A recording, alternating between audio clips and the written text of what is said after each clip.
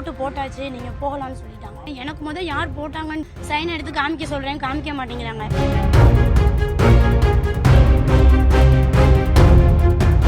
நான் இங்கே தான் நின்றுட்டு இருக்கேன், ஆனால் உள்ளே வேற யாரோ போட்டதா. ஓட்டு போடலான்னு போனேன், உங்களுக்கு ஓட்டு போட்டாச்சு நீங்கள் போகலான்னு சொல்லிட்டாங்க. எனக்கு பதிலாக வேற யாரோ ஓட்டு உள்ளே போட்டாங்க.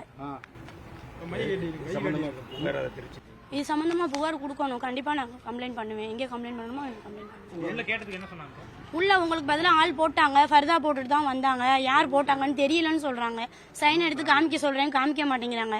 க்ரௌடாக இருக்குது, அப்புறமா வந்து பாருங்கன்னு சொல்கிறாங்க. நான் வெளியில் வந்துட்டேன் சார், நான் கம்ப்ளைண்ட் பண்ணிக்கிறேன். இப்போ இந்த மாதிரி சம்பவம் உங்களுக்கு எந்த அளவுக்கு அதிர்ச்சியாக இருக்குது? ரொம்ப ஷாக்காக இருக்குது சார். நான் இப்போ தான் வர்றேன், மணி 11:15 ஆகுது. நான் இப்போ தான் வர்றேன். எனக்கு முதல் யார் போட்டாங்கன்னு தெரியல.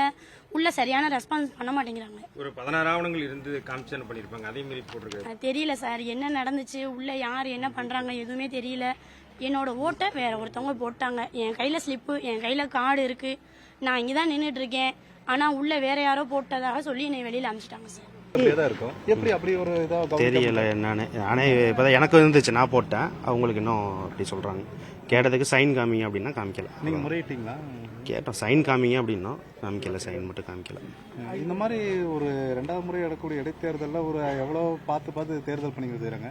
இப்படி ஒரு அஜாக்கிரதை குறை வந்து எப்படி பார்க்குறீங்க? தெரியல என்னன்னு, எப்படி அது மிஸ் ஆச்சு என்னன்னு தெரியல.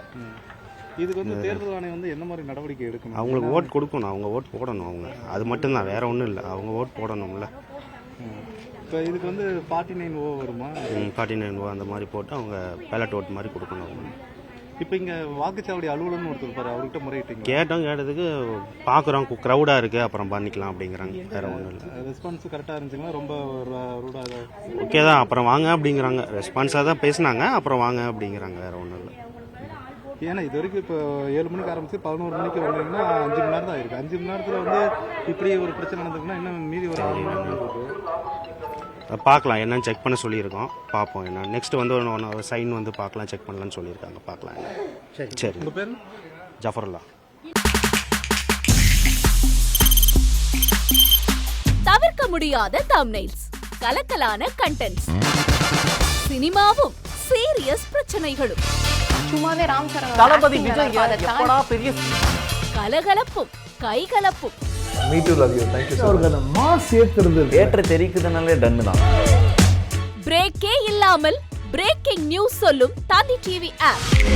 இன்ஸ்டா தலைமுறை வரை இறங்கி அடிக்கும் தந்தி டிவியின் டிஜிட்டல் எக்ஸ்க்ளூசிவ். பாடி காமிச்சிங்க, அது அதை விட மோசம். இல்ல பாடி காமிச்சிங்கன்னா அது இன்னும் வெரி பேட். தந்தி டிவி ஆப்பை இலவசமா டவுன்லோட் செய்யுங்க. ஃபாலோ பண்ணுங்க, சப்ஸ்கிரைப் பண்ணுங்க, என்ஜாய் பண்ணுங்க.